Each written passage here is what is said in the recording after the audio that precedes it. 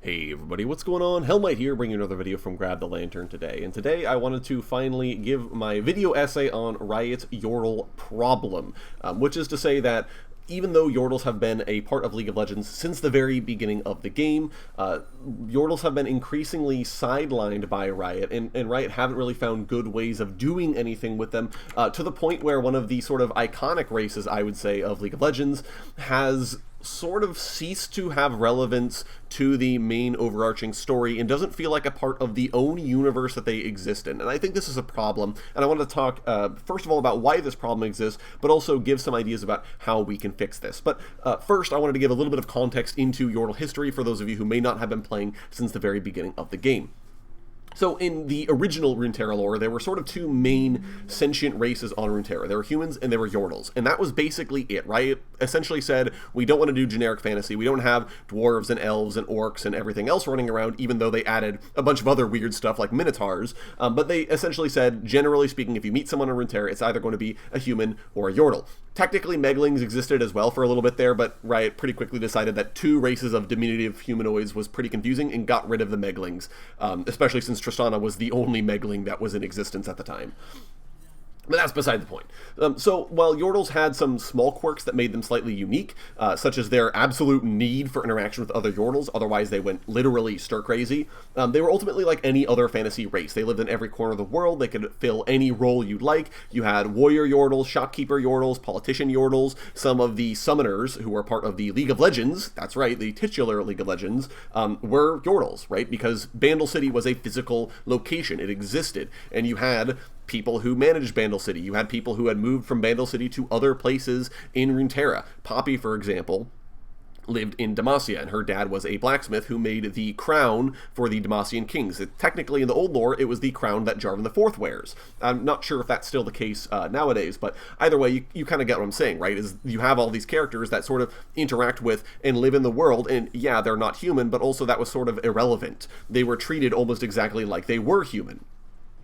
And this is how things stood right up until the Great Retcon happened, which Riot decided to take Runeterra in a less lighthearted direction. And so starting with the Great Retcon, Yordles were sort of left in the lurch because it's hard to make a more mature universe when you have these slightly cartoony, characterized humanoids running around everywhere, right? How can you possibly tell everyone, yeah, we have a serious fantasy universe when you have characters like Heimerdinger or Ziggs who canonically hold, like, important positions at the Piltover Academy of Techmaturgy, right? How do you say, yeah, we totally have a guy whose job it is at this school to make explosives and teach our students to make explosives? Really? No one's going to take that seriously. But then the problem is that what do you do with Yordles then? How do you say, we still have these characters in our game that we have to find a place for in the universe, but how do you fit them into a universe that has gotten significantly more serious and slightly darker when you have these characters that are super lighthearted and really cheerful and just don't sort of mix anymore?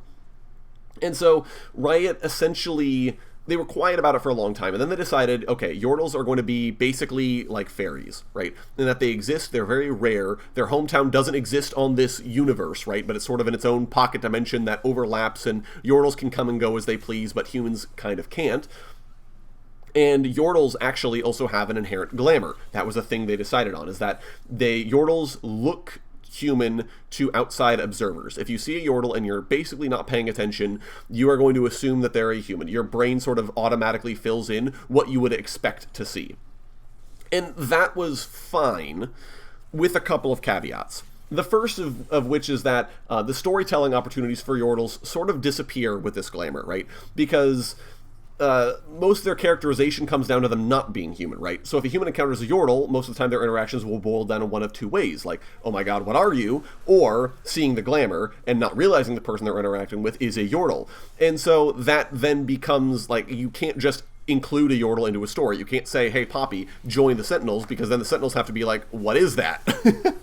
The other issue they have is that in the Ziggs comic that Riot wrote, Heimerdinger was stated that he personally maintained the glamours that protect him and Ziggs, which is completely contradictory to what Riot were saying initially about Yordle glamours, and that they were inherent. Yordles don't control it, it's just something that happens. But the second you say Heimerdinger is explicitly controlling it, well then, do all Yordles do this naturally? Is it innate for some, not innate for others? Is it specifically Heimerdinger who can control it because he has that big old brain of his and he understands these things better than other Yordles? Like, what's the case? And I think part of the problem is that Riot never bothered to elucidate one way or the other exactly how this works. They sort of introduced this very vague concept and then left it for us to decide how it works, but then they're sort of throwing out all sorts of contradictory information left, right, and center to the point where it's sort of like, okay, I don't know how this even functions anymore. And I think part of the problem as well, even glamour aside, is that having Fae like Yordle removes their grounding in the universe, which makes them harder to relate to, right? When they were a physical race, they could be killed, they had the need to eat, to sleep, to socialize, right? All that stuff. But now that's all sort of up in the air. So, right, if they are these sort of Fae spirits, what do they actually have as far as needs go? What do they actually have as far as goals or wants or desires? It feels like a lot of these Yordles are sort of characterized versions of the human civilizations they live near, right? Kled being very much so, Noxian through and through, Poppy having a lot of Demacian tendencies, Heimerdinger basically going with the sort of rapid experimentation and progress that Piltover prides itself on, but then it doesn't feel like they're characters, so to speak, right? Heimerdinger doesn't feel like he's a character with goals and plans and ambitions of his own. He just feels like he's Piltover if Piltover was a small, furry humanoid. Right? And I think Fae Yordles as well, it limits their ability to interact with or have a stake in the ongoing development of Runeterra. Why does a Yordle like Tristana care about what goes on in the lives of humans, right? They can always just go back to Bandle City if things get too intense. If the Watchers came, or the Void shows up, or the Darken Wars start again, well, Tristana can just go back to Bandle City, and they can close the portals, and they're good. They don't have to worry about whatever's going on in Runeterra, right? And so, again, having them as Fae spirits just doesn't work for a lot of different storytelling reasons, and it sort of isolates Yordles from the rest of the cast. Whereas before, right, Poppy was like a character who interacted with Jarvan IV and Galio, old Galio, the Gargoyle Galio, and could theoretically be interacting with other Demacian champions. Now it's sort of hard to see Poppy interacting with literally anybody. And then we have Arcane, where with the release of Arcane, Riot have essentially reverted Yordles back into the state where they were in the pre-Great Retcon, where they're just another main race of Runeterra. However, since Riot haven't explicitly retconned anything else about Yordles that they've written, such as their inherent glamours, it's hard to take this at face value, and Arcane's generally dubious canonicity doesn't help with this interpretation either. It's easy for Riot to say, oh yeah, sure, Yordles are back to where they were before, but then does that mean the glamours don't exist anymore? Does that mean we do have Yordles sort of living everywhere in Runeterra, but also Bandle City? Riot haven't explained anything. And I think this brings me into my potential solutions, right? One way or another, Riot have to explicitly state what the exact natures of Yordles are and then commit to it. That way, not only will we know about how Yordles function, and therefore can make educated guesses or comments about why Yordle X wasn't in a particular story or cinematic, but Riot will also have the ability to know when and where Yordles can be deployed. They'll be able to say things like, yeah, okay, we're going to have this Noxus Ionia event in Kled, because we know how Yordles work in this specific instance, Kled will be there, right? That makes a lot more sense to me than trying to say, well, we sort of don't know, right, because we don't know how Yordles function or how they work, so we can't include this character because we're not even sure how that functions.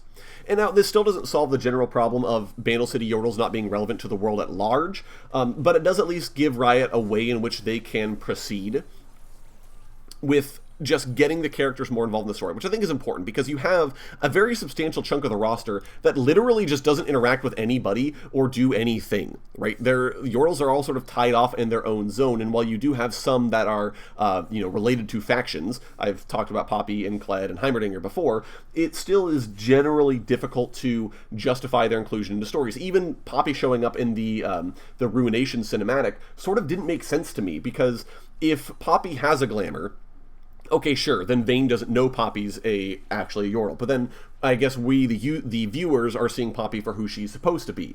But also then, if Vayne has a zero tolerance for Yordles, or for magical creatures in general, and knows that Poppy is a Yordle, then why didn't she go for Poppy the second she was done killing the Mistwalkers, right?